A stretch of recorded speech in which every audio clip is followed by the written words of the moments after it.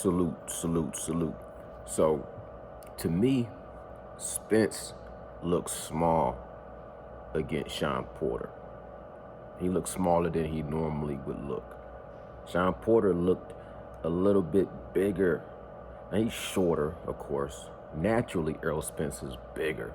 But I'm saying the way Errol Spence cut his weight left his body depleted, and he looked a little smaller. He still got the same frame, but the quality of his muscle didn't look fully hydrated. You can tell when you look mainly at like his shoulders, the striations, and the vascularity, and you can go through and watch the still shots and slow the fight down in slow motion.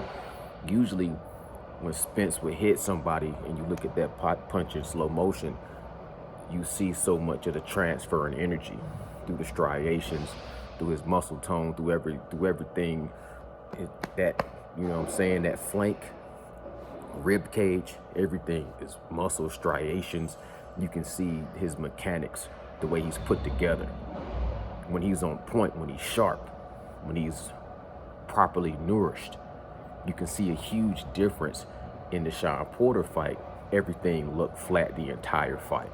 Even when he knocked Sean Porter down, which was vicious, he still didn't look like he had the quality and strength that he would normally, that he did when he fought Yordenis Ugas. You could see the difference in his physique, in his power, in his striations, in his shoulders, and the muscles across his back had so much more definition and powerful look to it. When he fought against Sean Porter, the muscles in his back looked flat. He looked less definition, less striations, just less muscle tone. He had a flat look to him the entire fight, and you could tell mentally he a great boxer, so he still was able to outbox Sean Porter, but mentally he had to push himself to will his body to do what it would naturally do if he was more synchronized. If he was in better shape that night, a lot of the stuff he does naturally, he had to really push and force himself to do in certain spots. Now, I know that he said his game plan was to beat Sean Porter at Sean Porter's style.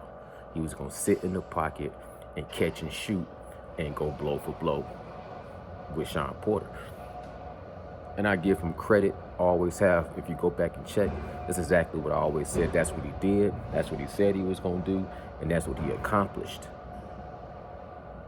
But I don't think Errol Spence would have changed his game plan for Sean Porter.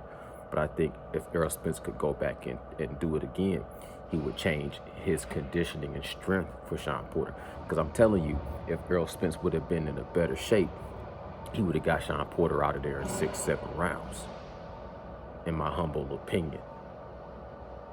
Now, Terrence Bud Crawford, when he fought Sean Porter, he pretty much looked the same size, if not bigger than Sean Porter. He wasn't as cut as he would be at 140. You know, he done bulked up. You know, even when Hank Lundy said he fought him, he probably came in the ring. Terrence Bud Crawford came in the ring like 160 something. But Terrence Bud Crawford, his strength and his size was equal, if not surpassed, Sean Porter's, who is naturally supposed to be, and he's a short guy, but he's a stocky guy. Big, wide cobra back, you know what I'm saying, wide shoulders. Of course, Terrence Bud Crawford got those long arms, and he's kind of what they say wiry or lanky. But when you look at him versus Sean Porter, I didn't see where there was this huge advantage in strength and weight.